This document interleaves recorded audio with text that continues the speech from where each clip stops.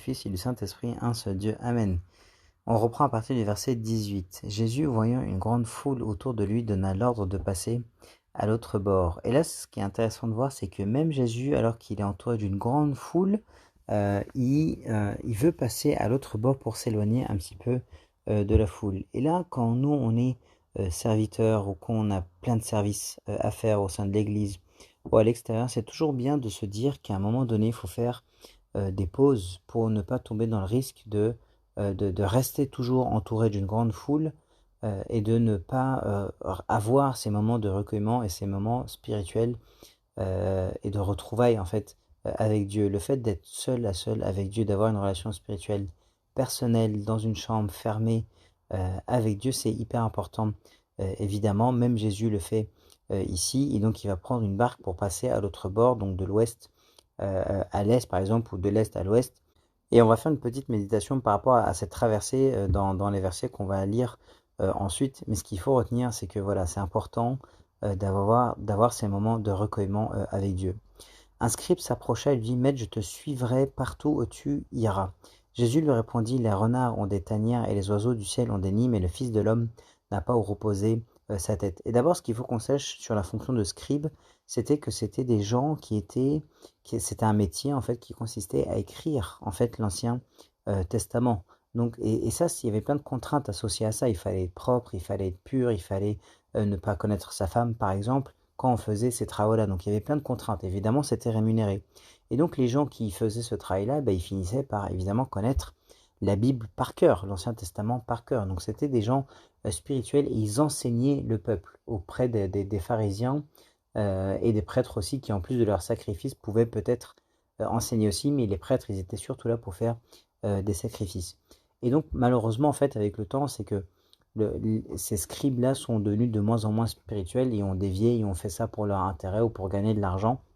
Et c'était pas des gens spirituels, ils ont attaqué le Christ, eux et les pharisiens et les grands prêtres, comme on le connaît, comme on le sait dans l'histoire, évidemment.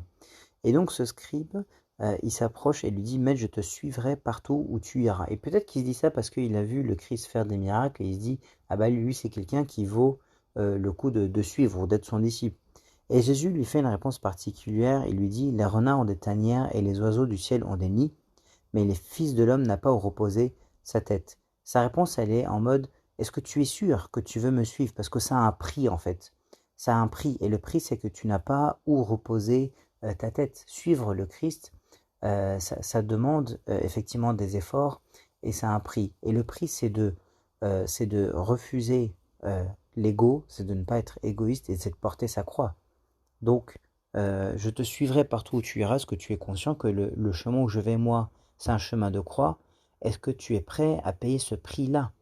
Parce que c'est ça que ça veut dire, en fait, de me suivre, d'être chrétien, c'est de ne pas être égoïste, de refuser l'ego et de porter sa croix. Donc, il faut qu'on soit conscient de ça. Et donc là, il n'y a pas écrit que le scribe a accepté de le suivre. Donc, même les renards ont des tanières et les oiseaux du ciel ont des nids, mais le Fils de l'homme n'a pas où reposer sa tête. La deuxième explication de ce verset 20 aussi, c'est de dire que le Fils de l'homme regardait l'humilité du Fils de Dieu, qu'il est pleinement divin aussi. Hein. Le Christ, il ne faut pas l'oublier, c'est celui qu'on adore hein, tout le temps. Il est notre Dieu. Et bien, même les renards ont des tanières, même les oiseaux du ciel ont des nids. Le Fils de l'homme lui-même, dans son service, quelquefois, n'avait pas où reposer la tête et pouvait accepter de ne pas avoir un lit en fait sur lequel dormir avec les contraintes du service. Il ne possédait rien sur terre, il n'avait pas où reposer sa tête. C'est ça la deuxième explication de ce verset 20. Un autre d'entre les disciples lui dit, Seigneur, permets-moi d'aller d'abord ensevelir mon père. Mais Jésus lui répondit, suis-moi et laisse les morts ensevelir leurs morts. Et là, il faut qu'on comprenne bien, parce que le Christ, évidemment, il a dit dans d'autres enseignements de la Bible, honore ton père et ta mère. Et il a beaucoup respecté, évidemment, lui-même ses parents, la Vierge Marie et Joseph. Et donc, il ne faut pas qu'on confonde. Là, ce qu'il faut qu'on comprenne, c'est que le Christ nous enseigne qu'il ne faut pas avoir ces rituels-là de deuil à l'excès, en fait. Il faut faire les choses avec parcimonie et ne pas rester en deuil pendant 40 jours ou pour rester en fait pendant une semaine quand il y a un mariage ou ce genre de choses pour quelqu'un d'autre. et du coup ne plus rien faire d'autre. En fait, il faut avoir de la sagesse en fait dans les états dans lesquels on est, dans les deuils qu'on peut avoir ou dans les joies qu'on peut avoir, et ça n'empêche en rien évidemment tout l'honneur qui est dû à des parents. Et là, c'est ça l'enseignement du Christ ici dans ces versets 21 et 22. C'est en résumé qu'il ne faut rien faire au détriment de Dieu. Si quelqu'un aime plus son père ou sa mère que moi, il n'est pas digne de moi. Il faut bien connaître ses priorités, évidemment, et Dieu ne demande pas de choisir entre lui et nos parents, par exemple. Évidemment, hein, il nous a dit honore ton père et ta mère, mais il faut faire tout avec sagesse. Suite de l'histoire, au verset 23, il monta dans la barque et ses disciples le suivirent, et voici, il s'éleva sur la mer une si grande tempête que la barque était couverte par les flots, et lui, il dormait. Les disciples s'étant approchés le réveillèrent et dirent, Seigneur, sauve-nous, nous périssons. Il leur dit, pourquoi avez-vous peur, gens de peu de foi? Alors il se leva, menaça les vents et la mer, et il y eut un grand calme. Ces hommes furent saisis d'étonnement. Quel est celui-ci, disait-il, à qui obéissent même les vents et la mer? Et là, évidemment, c'est un miracle qui montre en fait la divinité, qui prouve la divinité du Christ. Il n'y a aucune personne qui a été capable de calmer les vents et la mer de cette façon-là, comme le Christ l'a fait. Et ça, évidemment, ça montre la divinité du Christ. Et on va prendre ce miracle-là dans un sens spirituel. Et ce qu'on va se dire, c'est que notre barque, c'est ce qui représente notre vie. Et on est en train de traverser donc de l'ouest à l'est, ou en fait de cette vie terrestre, et on va vers le royaume des cieux. Hein, c'est confère ce qu'on a lu à partir du verset 18. Et ce qui est intéressant, c'est que cette barque qui est donc dans notre vie, on traverse le monde et cette vie-là sur la terre. Et ce qui va se passer, c'est que tu vas voir le Christ qui va être à l'intérieur de cette barque-là. Il va être dans ta vie, mais ça ne veut pas dire qu'il n'y aura pas de grandes tempêtes à l'extérieur. Par contre, ce qu'il faut retenir, c'est que ces tempêtes, elles sont à l'extérieur, ne sont pas à l'intérieur. Cette tempête, elle représente les épreuves ou les attaques de Satan. Et ce qu'il faut savoir, c'est qu'il y en aura. On n'a jamais dit que vivre avec le Christ, ça veut dire qu'il n'y aura pas de tempête. D'ailleurs, c'est même un signe, s'il n'y a aucune tempête dans notre vie, ça veut dire qu'il y a quelque chose qui cloche en fait, parce que Satan, il va pas aller attaquer quelqu'un qui est déjà complètement perdu dans sa vie et loin du Christ, mais Satan, il va aller attaquer celui qui a le Christ dans sa barque, justement, dans la barque de sa vie. Mais ça vient de l'extérieur. Et par contre, ce qui va se passer, ce qu'il faut savoir aussi comme vérité, c'est que Satan n'est pas capable de faire inonder la barque, parce que justement, celui qui s'appuie sur le Christ et qui a le Christ à l'intérieur de lui, il va aller le chercher pour que le Christ le sauve. Et il y a écrit que le Christ dormait. Et là, c'est une épreuve, c'est une grande tempête-là. Pourquoi est-ce que le Christ dort, entre guillemets? Il dort pour éprouver ta foi, pour que tu te rendes compte du niveau de foi que tu as. Est-ce que tu vas supporter patiemment l'épreuve et être confiant et avoir la foi que Dieu va te sortir de là? Ou est-ce que tu vas te plaindre et avoir un manque de foi et ne pas supporter l'épreuve? Donc si le Christ il dort à l'intérieur, c'est pour que tu te rendes compte quel est ton niveau de foi. C'est pour éprouver ta foi, tester ta foi. Et pour te récompenser, évidemment, si tu réussis cette épreuve. Euh, les disciples s'étant approchés le réveillèrent et dirent Seigneur, sauve-nous, nous périssons. Et c'est ça qu'il faut faire, évidemment, c'est s'en remettre au Christ qui est à l'intérieur de toi, et faire preuve de foi. Chose qu'ils n'ont pas faite ici, c'est pour ça qu'il leur dit au verset 26, pourquoi avez-vous peur? Donc il ne faut pas avoir peur dans l'épreuve, c'est ça l'épreuve, c'est ça le test. Jean de peu de foi. Alors il se leva, menaça les vents et la mer, et il eut un grand calme. Ces hommes furent saisis d'étonnement. Quel est celui-ci, disait-il, à qui obéissent même les vents et la mer? Et on va continuer avec la dernière histoire de ce chapitre. Lorsqu'il fut à l'autre bord dans le pays des Gadaréniens, deux démoniaques sortant des sépulcres vinrent au-devant de lui.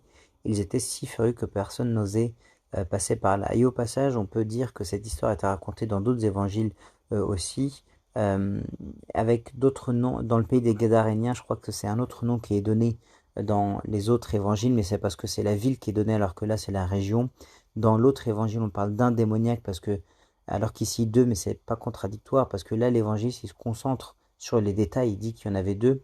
L'autre évangile, je crois que c'est Marc ou Luc, je ne sais plus, mais l'histoire est racontée dans les deux, il me semble. Les deux autres évangiles parlent d'un seul démoniaque, mais sur les deux, il y en avait un qui faisait plus, qui était plus furieux que l'autre qui était derrière lui en fait. Et donc il ne parle que de celui qui était très furieux, qui faisait beaucoup de bruit. Et là, saint Matthieu, qui a le sens du détail, dit qu'il y en avait deux, même si sur l'un des deux, il y en avait un qui était très calme et l'autre qui était beaucoup plus furieux que l'autre. Et donc, il y a ces deux démoniaques qui étaient furieux et personne n'osait passer par là. Ils étaient autour des cimetières, en fait, hein, et ces cimetières étaient dans les frontières des villes. Et voici, ils s'écrièrent, qu'y a-t-il entre nous et toi, fils de Dieu, es-tu venu ici pour nous tourmenter avant le temps? Et donc, les démons euh, reconnaissent que le Christ est le Fils de Dieu et ils savent qu'à la fin des temps, ils vont être enfermés dans la géhenne. Donc ils lui disent, es-tu venu ici pour nous tourmenter avant le temps, avant qu'on soit complètement enfermés? Pourquoi est-ce que tu viens nous tourmenter? Et là, le Christ, il révèle sa divinité en fait. Et c'est pour ça que Satan ici dit ça. Qu'y a-t-il entre nous et toi, fils de Dieu? Il reconnaît. Et donc ce qu'il faut savoir, c'est que évidemment le Christ, évidemment Satan sait que le Christ est le fils de Dieu, mais il le sait quand le Christ le lui révèle. Parce que l'autre enseignement de l'Église, c'est de dire que Satan n'était pas aussi complètement sûr, et c'est pour ça qu'il a laissé le Christ aller sur la croix. Parce que s'il savait que c'était le Fils de Dieu, il aurait su que le salut allait se faire en fait par la croix et donc il n'aurait pas emmené ou laissé le Christ aller sur la croix. Et donc le Christ, il ne révèle pas complètement sa divinité pour que l'économie du salut se fasse, mais à d'autres occasions, à d'autres démons ici, comme on le voit, il se laisse révéler, il laisse révéler sa divinité. Et donc là, ce qu'on peut dire aussi, c'est que les démons, ou Satan du manière générale est très puissant en fait.